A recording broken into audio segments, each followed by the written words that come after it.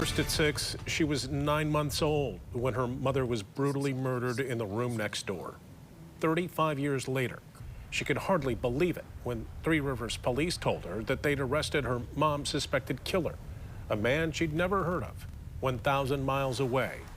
Finally, answers. Then to learn that accused killer Robert Waters died by suicide in jail just days later. The daughter of victim Courteney Swartz spoke with Target 8 investigator Ken Coker. Courteney Swartz knows her mom only through photographs and stories told by her grandparents and by her mom's old friends. What do you think when you see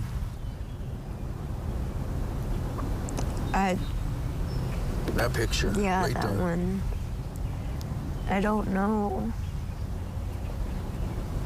I just wish I could have got to meet her. Or like know her, you know. It hurts. Does that even seem real? No. That picture?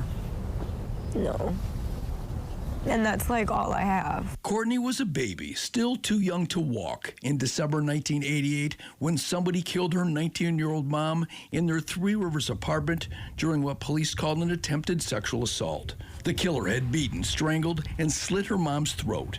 Courteney was left alone in an apartment covered in blood. How do you describe a person who could do something like that?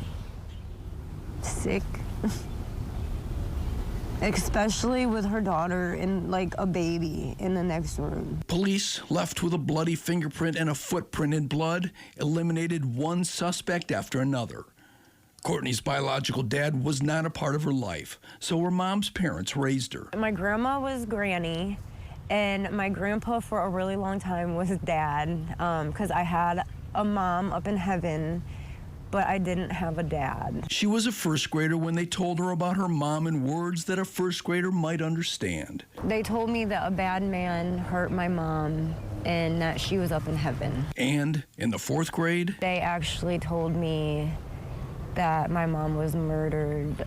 Somebody entered the apartment and beat her really bad.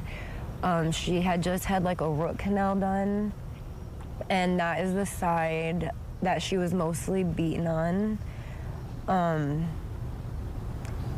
Then they slit her neck from ear to ear. And so I remember I stayed home from school that day, and how does a little girl handle something like that? I don't know. Like, I just that's took a lot. it in, and I just tried to live like a normal kid. I remember my whole life, like just going to the store or like anywhere, seeing people and just wondering, like, I wonder if that's who killed my mom. Decades later, in late April, police called to tell her they had reopened her mom's case. The killer had left a fingerprint in his own blood, enough for DNA genealogy tests to narrow it down to one family of brothers. The next day is when they called and said that they were down in South Carolina and they had Robert Waters in custody. And it's really crazy because my very first instinct then, when they called and told me, is he's gonna kill himself. That was the first thing that came to my mind. Police say Waters refused to talk to them, but that DNA test confirmed his blood was at the scene. The fingerprint and bloody footprint also were a match, they say. Waters was a childhood friend of her mom's fiancé and had visited their apartment shortly before the killing. But Courteney had never heard of him, and police back then never questioned him. He had moved, was married with kids, and settled in Beaufort, South Carolina, where he owned a plumbing business. He had no criminal record. I wanted to see him. Courteney is 35 now, raising 4 kids not far from Three Rivers.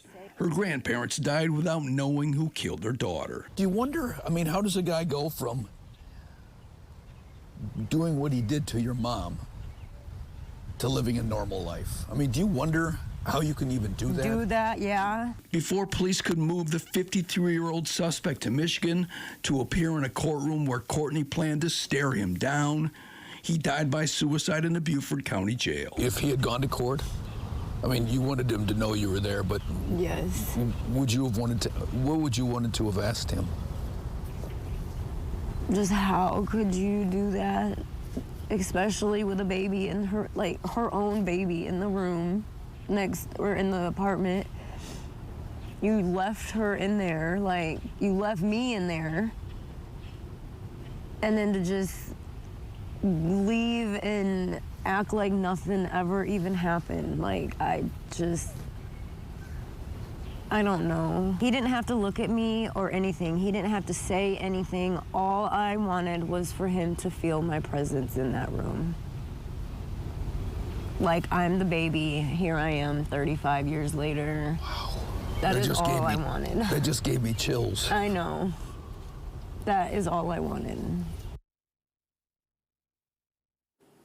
Police in South Carolina still have not released details on Waters' death. They say the circumstances are still under investigation. I'm Target investigator Ken Kolker.